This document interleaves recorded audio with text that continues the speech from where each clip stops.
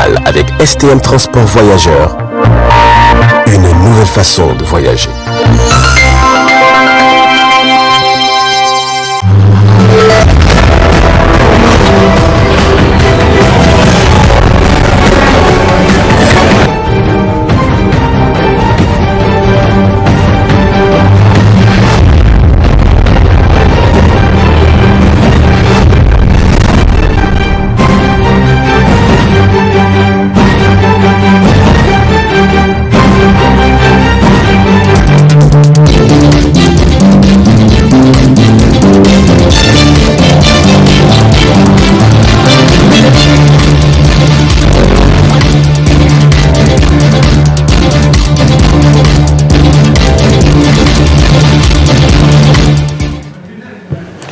Monsieur Rama, bonsoir et ravi de vous retrouver à travers cette grande édition de formation sur le miroir de la femme. Le Centre international de conférence Mahatma Gandhi a servi de cadre ce matin à la cérémonie de passation de la présence de l'Organisation pour l'harmonisation en Afrique du droit des affaires OHADA, et c'était sous le patronage du Premier ministre, chef du gouvernement Oumoudou Mamoudou.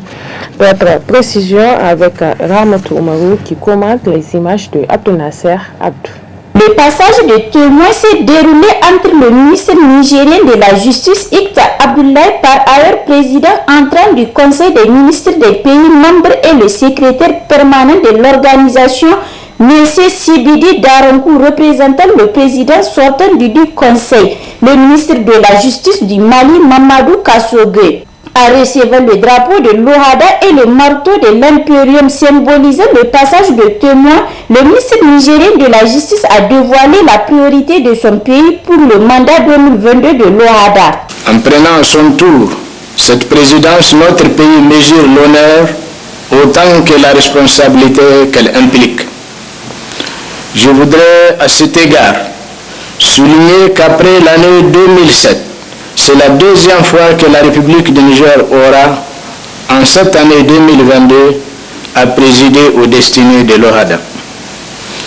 Au cours de notre mandat, nous nous engageons à poursuivre l'œuvre d'intégration juridique des économies de nos États à travers les activités de gouvernance, les activités normatives, celles de renforcement des capacités ainsi que celles de promotion, de représentation, de coopération et de coordination. Aussi, nous comptons faire de l'OHADA les bras armés juridiques de la zone de libre-échange continentale africaine, ZLECAf. Le Niger a parfaitement conscience de l'importance et de la délicatesse de la mission au regard des tensions de trésorerie que connaissent les institutions de l'OHADA du fait des arriérés importants de contributions des États membres. Il a également pleine conscience des défis que constitue le renouvellement du personnel des différentes institutions. Tous ces défis peuvent être relevés si nous travaillons en parfaite intelligence avec tous les États membres, avec pour but ultime la réalisation de nos objectifs communs. Dans son discours de lancement, le Premier ministre du Niger a soutenu qu'au-delà des seuls États membres, l'action de l'OHADA doit s'étendre sur l'ensemble du continent pour une mise à l'échelle des expériences reçues en matière d'intégration juridique des économies africaines.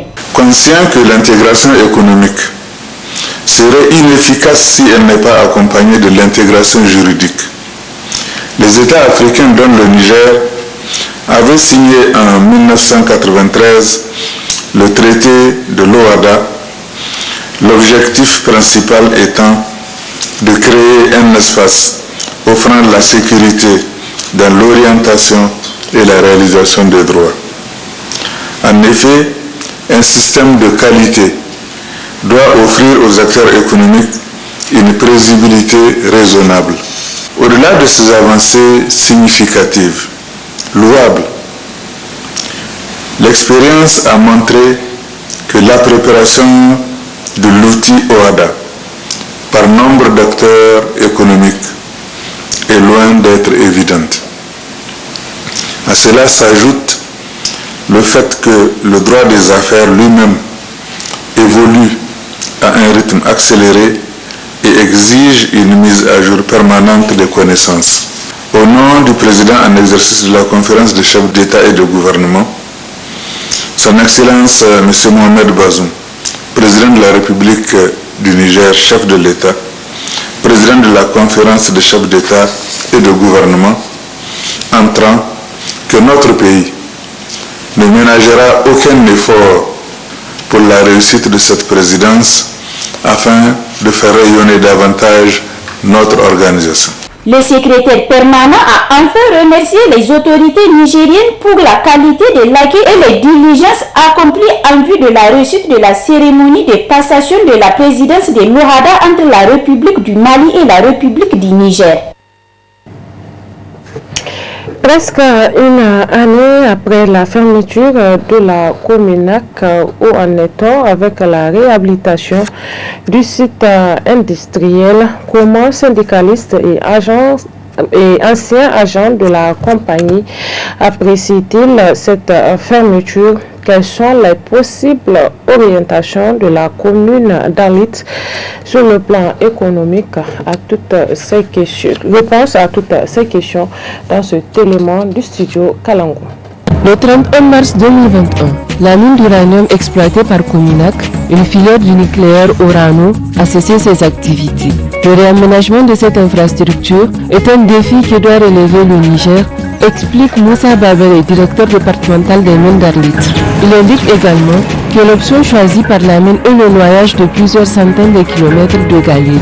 L'aménagement du site, ce n'est pas une petite affaire, et c'est aussi une première au Niger. Et nous avons l'obligation de la réussir. Et la Cominac aussi, elle n'a pas intérêt à le bâcler, parce qu'il y a un coût. C'est lui qui finance le coût. Et si ça tourne mal aussi, c'est lui qui va mettre la main dans la poche. La mine sera noyée, mais pas maintenant.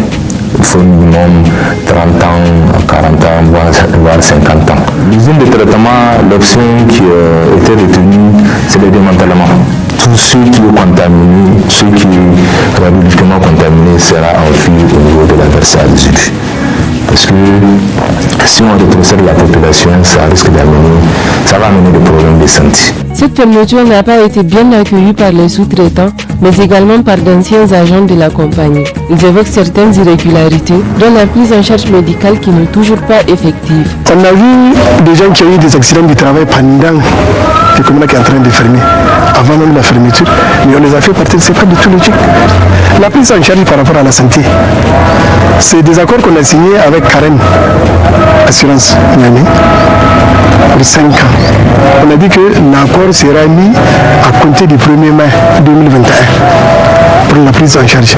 Et je vous assure que jusqu'à aujourd'hui, ce n'est pas effectif. Ils ont dit que c'est 90% qui vont. D'ailleurs, c'est écrit derrière la carte. Une catégorie clinique tenait 10 000 francs, ce qui est une consultation. 90% de JICA à Tchékatéri. Tout ce avec Cominac, aujourd'hui, nous sommes en justice. On a fait un PD de non-conciliation avec les entrepreneurs, parce que c'est l'entreprise qui va payer les droits légaux. Aujourd'hui, à peu près 630 et quelques agents statutaires, y compris 800 et quelques sous-traitants. Et ces gens-là, ils sont en chômage. Il faut que l'État fasse quelque chose au niveau d'Arlit. Depuis 2010, la commune urbaine d'Arlit a commencé à développer un programme dénommé Arlit après les mines, indique Mouli Abdurrahman, le maire. Ceci dans le but de créer des secteurs économiques qui ne dépendront plus des mines. Nous avons un projet de faire d'Arlit un pôle de transformation de produits agricoles de toute la région d'Agadez. Pourquoi? Parce que nous avons l'espace, nous avons les ressources humaines, ça veut dire ces gens qui ont quitté ces sociétés-là aujourd'hui peuvent trouver même des usines à plus forte raison de petites unités industrielles. Le deuxième projet, c'est la transsaharienne. La transsaharienne, c'est cette route qui quitte Alger et qui se jette dans le lac Tchad jusqu'à N'Djamena et au Nigeria. Et ça va aussi permettre à faire des échanges commerciaux et faire d'Arlit quand même un point en tout cas d'attraction sur le plan commercial et qui va être quand même dissipé, Inch'Allah. Et ça va être un point extrêmement important et incontournable.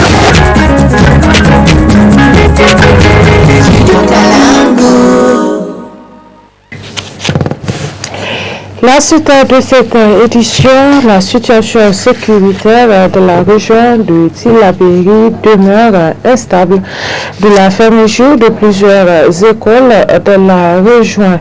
Où sommes-nous par rapport à l'avenir des élèves dans ces zones touchées par le problème sécuritaire? Zénab Bagara Abdouraouf Dayabou nous en disent davantage.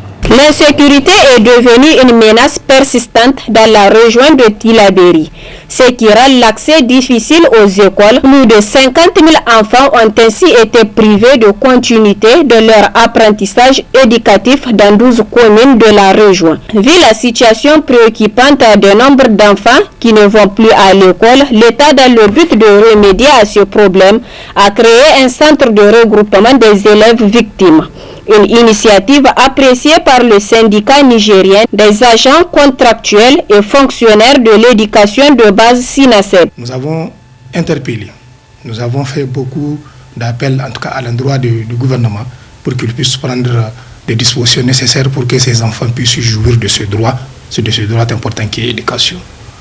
Et fort heureusement, ces derniers jours, le gouvernement s'est engagé, en l'occurrence le ministère de l'Éducation nationale, il s'est donné à cette initiative de regroupement de ces élèves qui vivent dans le secteur de l'éducation. C'est vraiment un effort à saluer. Néanmoins, nous pensons qu'un seul centre est vraiment insuffisant au vu du nombre des élèves qui restent, qui attendent, n'est-ce pas, ou qui suivent leurs parents déplacés dans d'autres villages ou dans d'autres localités. Cela dit qu'il faut qu'on prenne toutes les dispositions nécessaires pour créer des centres de proximité, pas un seul centre, des centres de proximité en tenant compte des localités.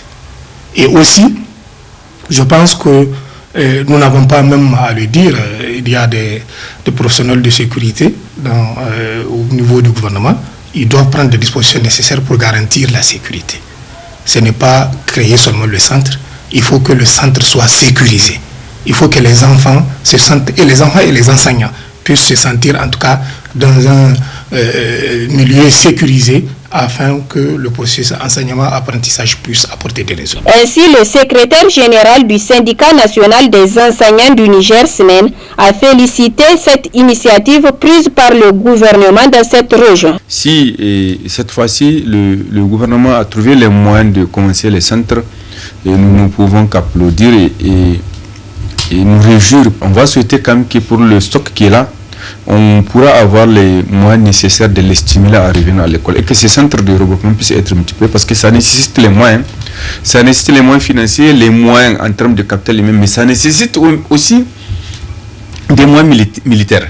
D'autant plus que pour ces djihadistes, les écoles sont des cibles. Lorsqu'on leur dit qu'on a regroupé plusieurs écoles pour acquérir tous les enfants qui sont censés de l'autre côté, ça va devenir encore une cible préférée. Alors c'est pourquoi les moyens militaires d'ailleurs sont la première condition pour l'implantation de ces centres-là. Et nous allons espérer que le gouvernement a pris les dispositions nécessaires pour que ces centres-là puissent démarrer et puissent quand même pallier le problème de décrochage scolaire, d'abandon et du manque de fréquentation des enfants victimes de cette insécurité. Cette initiative de création de centres de regroupement des élèves victimes des attaques terroristes dans la région de Tillabéri par le gouvernement va sans nul doute permettre à ces élèves de jouir de leurs droits à l'éducation, priver à ces enfants de plus de 500 écoles dans la région, tout en espérant que cette initiative puisse s'étendre aussi aux autres communes des régions ainsi touchées par le problème sécuritaire. Faisons un tour au marché dans cette édition, plus précisément au grand marché de Niamey, où une de nos équipes est allée faire le constat de l'occupation anarchique sur la voie express. Et suivez les commentaires de notre stagiaire Sarah Tkoulé. Après le trottoir sur le blocage sur la voie express reliant l'aéroport au centre-ville de Niamey, précisément aux alentours du grand marché de la capitale. En effet, depuis un certain temps, c'est un désordre total qui est remarqué au niveau du grand marché. La voie principale est anarchiquement occupée par les vendeurs ambulants, des pousse-pousse et charrettes au bord de la rue et même des installations au milieu du carrefour. Cette situation rend la circulation à ce niveau encore plus difficile pour les usagers qui ont cru un temps soit peu qu'avec la construction de cette voie, le calvaire lié à l'encombrement de la circulation était fini. Force est malheureusement de constater que malgré les efforts des autorités et des collectivités en matière d'aménagement des routes, la situation est persistante à ce niveau. À cette allure où vont les choses, certaines voies aux alentours du grand marché risquent d'être transformées en marché si rien n'est fait. Les autorités compétentes doivent ainsi revoir encore leur politique d'aménagement des routes afin de rendre plus fluide la circulation de la capitale en général et particulièrement au niveau du grand marché de la capitale. Et enfin, la France a annoncé qu'après un retrait pur et simple des forces Barkhane et Takuba du Mali, un redéploiement dans les zones voisines, notamment le Niger, est envisagé. Une situation qui ne laisse pas sans voir certains acteurs de la société civile nigérienne dans un entretien qu'il nous a accordé, dont je vous propose de suivre. Très bonne réception. Bonsoir. Je ne pense pas qu'il y ait un intérêt pour le pays d'accueillir encore des forces militaires étrangères sur son territoire.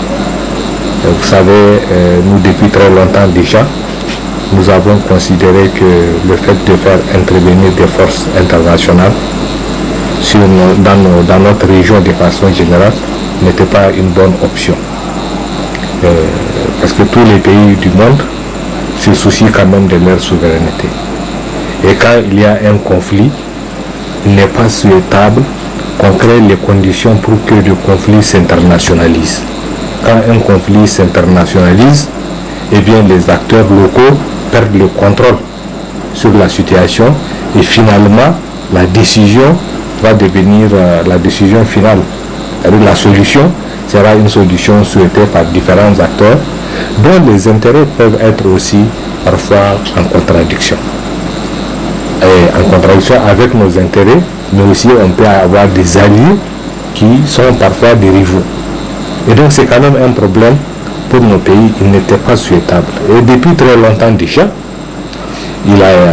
beaucoup de gens faisaient des analyses, même certains de nos voisins, par exemple les Algériens, qui sont nos voisins, qui ont un rôle important à jouer, proposaient déjà, mettaient en garde contre la présence des forces extérieures parce que le discours était de dire si on fait venir des forces étrangères dans l'espace sahélien, ça va légitimer l'action des groupes terroristes qui, à l'époque, par le passé, s'occupaient seulement de la prise d'otages occidentaux et que ça peut le légitimer et ça fait apparaître leur combat comme étant un combat contre l'occupation extérieure. Et il était question que nos pays s'entendent entre eux pour mutualiser leurs efforts. Depuis le début, avant même que la crise malienne ne devienne si grande et qu'il y ait l'intervention des Français. Nos pays n'ont pas entendu ce raisonnement. Puis après cette crise est venue, on a fait venir des forces étrangères avec les objectifs que l'on sait. Puis après on a vu que les gens qui interviennent peuvent aussi avoir d'autres agendas. Pour le Mali, les gens ont découvert que les Français sont là, mais ils peuvent avoir un autre agenda qui peut ne pas aller dans le sens des intérêts des Maliens tels que certains voient ça. Et évidemment, ils sont venus, ils ont chassé les djihadistes, tout le monde était content. Puis après, ils se sont interposés entre l'État malien et les mouvements, on pourrait dire, indépendantistes. Puis on a obligé le gouvernement du Mali à dire, bon, il faut que tu discutes avec le groupe indépendantiste.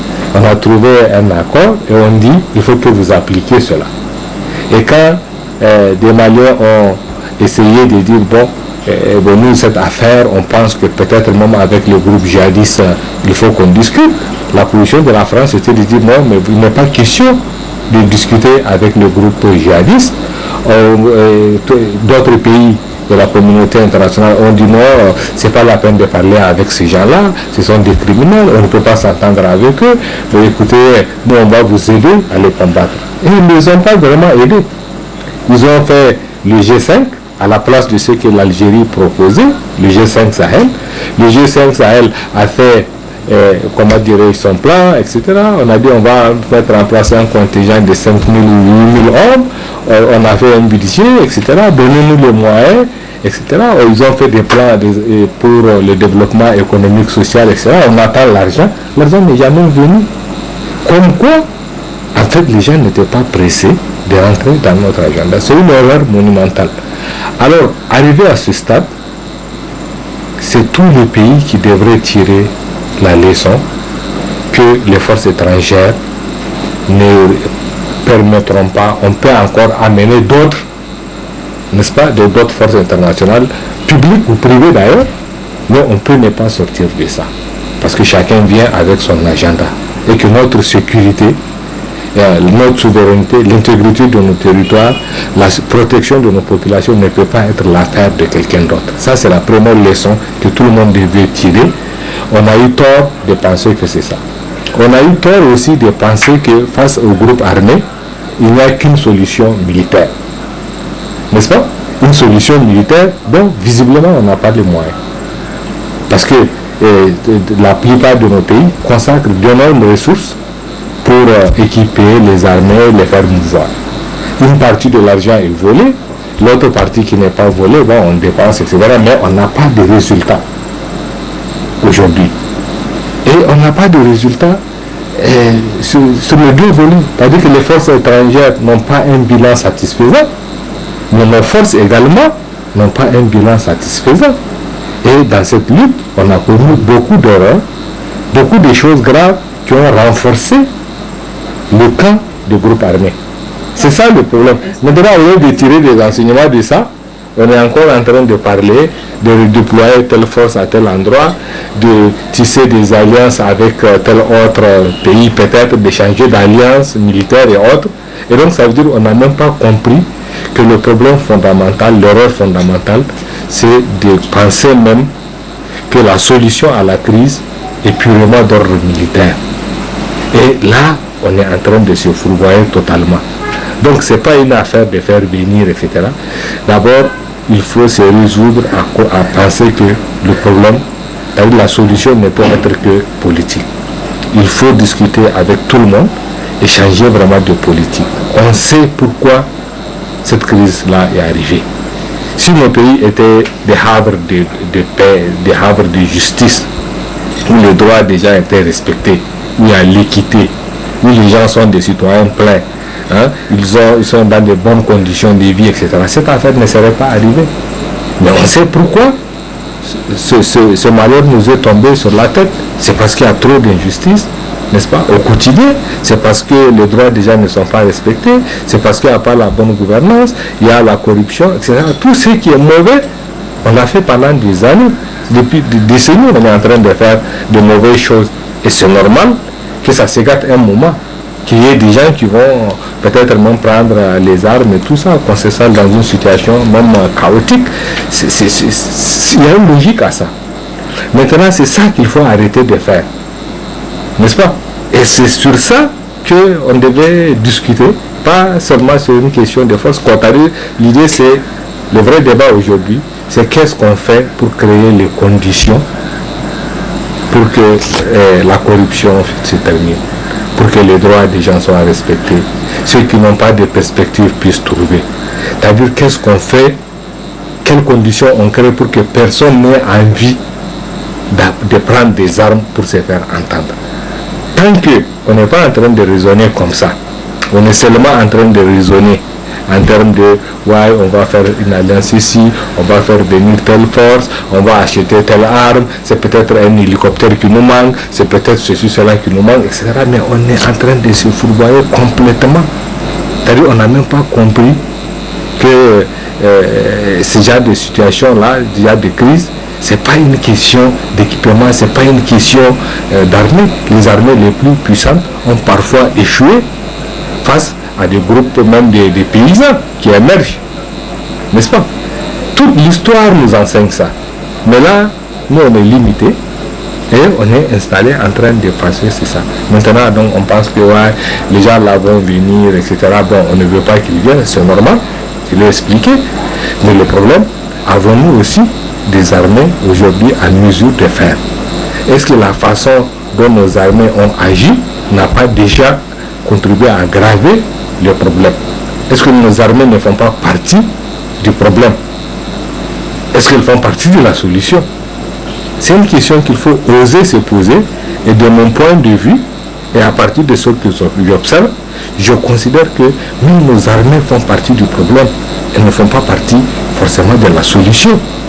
La solution, c'est vraiment le peuple qui détient, et il faut des vrais débats pour discuter et redresser tout ça. Parce que on peut faire partir toutes les forces, mais si c'est pour dire non, on va faire la guerre et que nos militaires sont capables de la faire et de la gagner, là aussi on se trompe. Ce n'est pas vrai de mon point de vue. Moi je ne crois pas franchement à ça. Je considère que ce qui va nous sortir de ça, c'est de se résoudre à créer les conditions pour que chaque Nigérien, chaque Nigérienne, se sente Nigérien et Nigérienne dans ce pays, que ses droits soient respectés, que les gens soient écoutés, etc. Avoir un pouvoir que tout le monde va dire voilà, ce pouvoir-là est juste, il travaille pour le peuple, etc. Le jour où on va suivre le chemin de la vérité, le chemin de la justice, le chemin du droit, peut-être que même les autres, ils vont peut-être abandonner ce qu'ils sont en train de faire et peut-être se rallier, n'est-ce pas, à un pouvoir à quelque chose qui se met en place, qui est un projet à travers lequel ils savent qu'ils peuvent gagner quelque chose. Ils peuvent le faire. Mais si on ne fait pas ça, on va avoir toutes les armes du monde. On peut avoir le plus grand nombre de militaires, etc. On peut être en échec, on peut être tenu en échec par des paysans, des éleveurs qui se sont entraînés au bout de quelques temps et qui sont déterminés. C'est le lieu ici de déplorer en fait l'attitude, si vous voulez, des autorités nigériennes à deux niveaux. Dans un premier temps, je ne pense pas qu'il serait de l'ordre du bon sens que pour une décision de très grande envergure comme celle-ci, que ce soit un président étranger qui va informer les Nigériens de l'installation ou de redéploiement des forces étrangères sur le territoire nigérien. Parce que, en tout cas, c'est lui le premier, c'est Emmanuel Macron qui est le premier à informer les Nigériens sur les médias. Ce n'est que plus tard, on a vu un post que le président lui-même le président Bazoum avait posté pour cette fois-ci relayer l'information déjà donnée par Emmanuel Macron. Ce qui n'est pas normal, ce qui est irresponsable de la part des autorités auprès desquelles les populations attendent quand même des informations par rapport à des questions, même les petites questions à plus forte raison, des questions qui relèvent de l'ordre de la souveraineté nationale d'un État. Il s'agit de la souveraineté nationale du Niger. On ne doit pas tergiverser là-dessus. Bon, ça c'est d'un côté. De l'autre côté, il faut aussi se dire que l'acte en soi est en train d'être posé sans pour autant passer par les voies prévues par la loi et les conventions. Parce qu'il est clairement dit dans la constitution du Niger que pour que ce genre d'installation des forces étrangères ou le déploiement des forces étrangères sur le territoire nigérien puisse être effectué, on a besoin au moins de l'avis de l'Assemblée nationale, qui est l'Assemblée où se trouvent les représentants du peuple. Ou si on ne veut pas chercher et recueillir l'avis des représentants du peuple, on peut au moins passer par d'autres canaux permettant au moins de trouver la possibilité d'informer les citoyens avant d'engager ce genre de procédures. Tout ceci n'a jamais été fait. Je ne pense pas que l'Assemblée nationale du Niger ait été saisie pour cette question-là, même si c'est fait dans tous les cas, ça relève de l'ordre officieux. Officiellement, non, c'est pas fait et donc c'est condamnable. Ça viole notre constitution, notre loi fondamentale.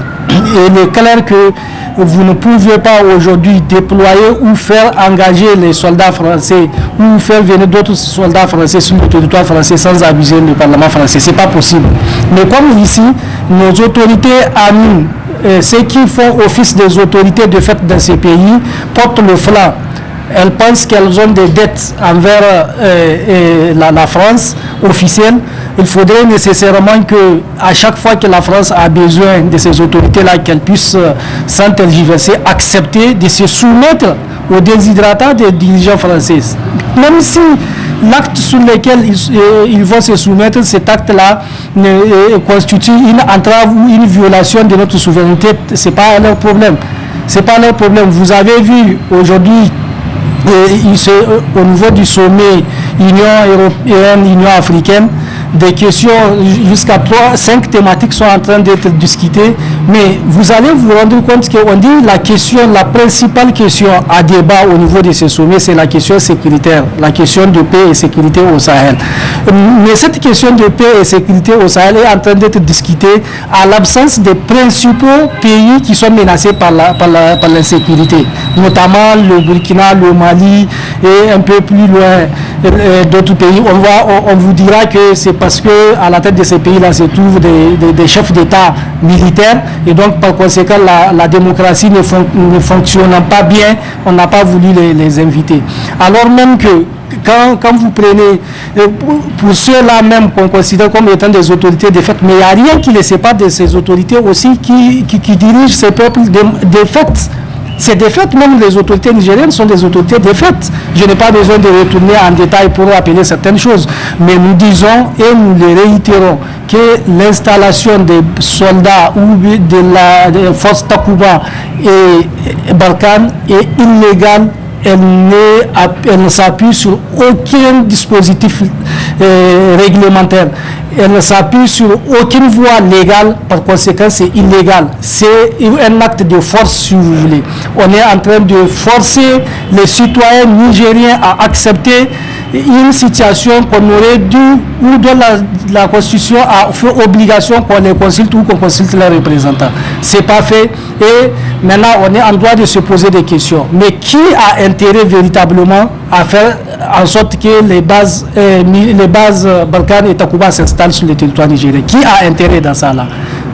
Assurément pas le peuple nigérien. Aucun citoyen nigérien ne vous dira que c'est l'intérêt du peuple nigérien. Alors de deux choses l'une. Soit on a fait avaler la couleuvre au président Bazoum, qui depuis un certain temps, comme vous le savez, il a eu quand même le culot un moment devant Macron de dire que le Niger n'avait pas besoin de soldats au sol dans le cadre de la lutte antiterroriste. Il dit tout ce qu'on a besoin, c'est des appuis techniques, notamment les renseignements et les logistiques. Mais ça n'a pas empêché aujourd'hui qu'on soit là en train de constater qu'il accepte le déploiement des Balkans.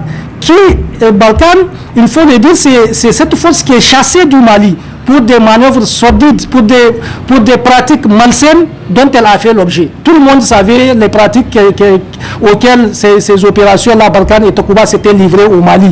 Jusqu'à ce que les autorités actuelles maliennes avaient compris qu'elles ne sont pas là pour sauver le peuple malien, elles ne sont pas là pour lutter contre le terrorisme, mais elles sont là pour des pratiques malsaines. Et les autorités maliennes avaient demandé purement et simplement leur retrait.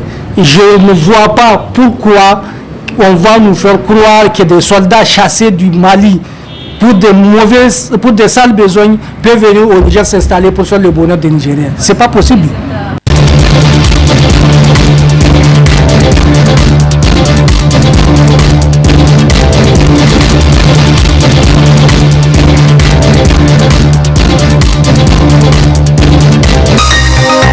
Ce journal vous a été présenté par STM Transport Voyageurs. Une nouvelle façon de voyager.